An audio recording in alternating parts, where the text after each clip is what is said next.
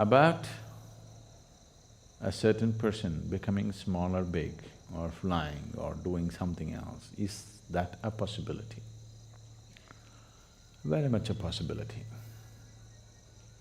very much a reality.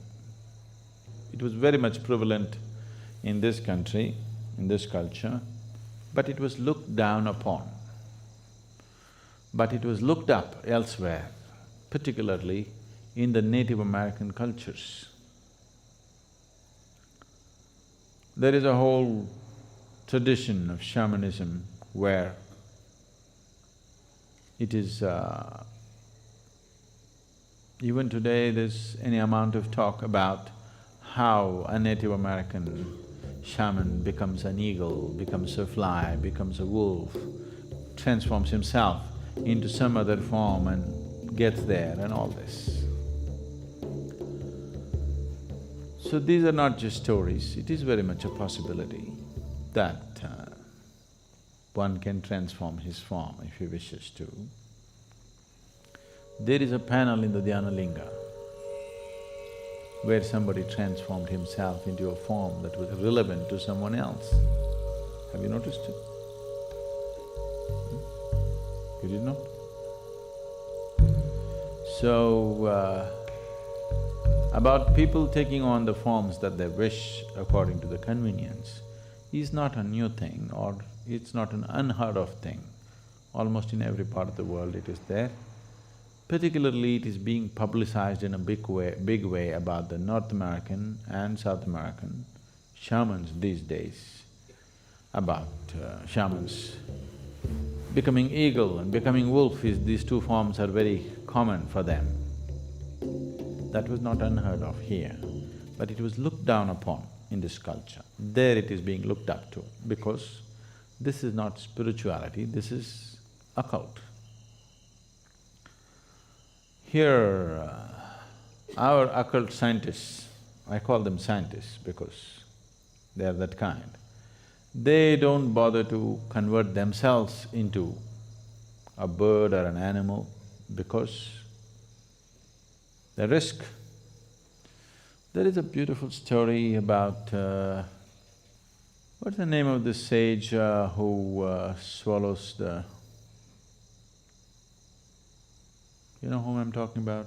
Ashwini Kumaras, and they went to him to learn this Shuklacharya. Yeah, he took the form of a horse, is it? Ashwini Kumaras took the form of horse and he swallowed what? Shuklacharya, I think. So, there's a whole big story which is maybe a kind of a branch out from Mahabharata, it's more from Krishna Avtara kind of thing. So there are any number of historical events like that, but that was considered crude way of doing things, because when you take on the form of something else, this body has to be preserved and it can always be misused. So, there have been incidents where somebody left his body here in some safety and let's say became an eagle and flew for some time. But when the eagle came back, the body is gone. Now what does the eagle do? A eagle comes and sits here and says, I am a yogi. Pathetic state, isn't it? Because you cannot fly, you think being an eagle is a big thing. Being an eagle is not a big thing. Though he flies high, he's only looking down all the time. It's better to sit here and look up rather than go up and look down. Really. So, here, the occult scientists evolved other kinds of methods. That is, they themselves do not take on other forms. They pick other forms and make the forms work in a certain way.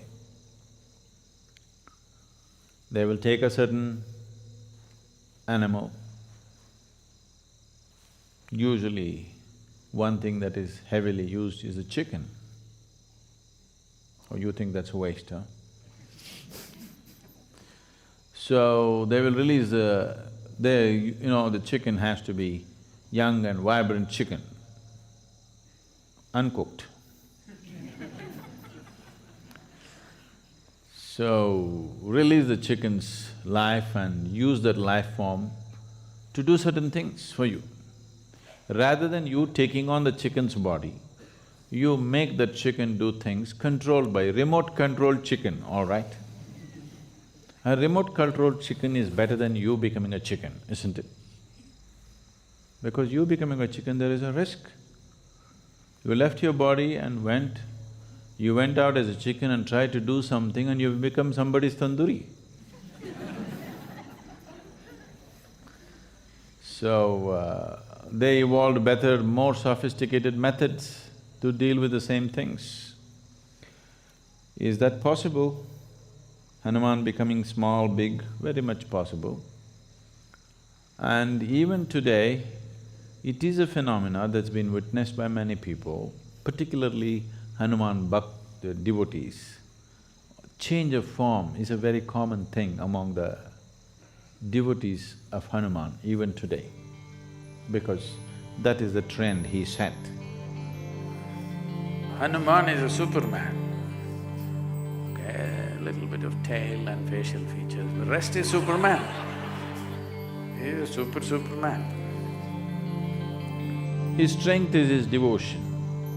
The devotion in his heart is so strong. Because of that, he stood out shining, because of his sheer devotion. So, even if you happen to be a monkey, if you're a devotee, you can transcend your monkeyness and become something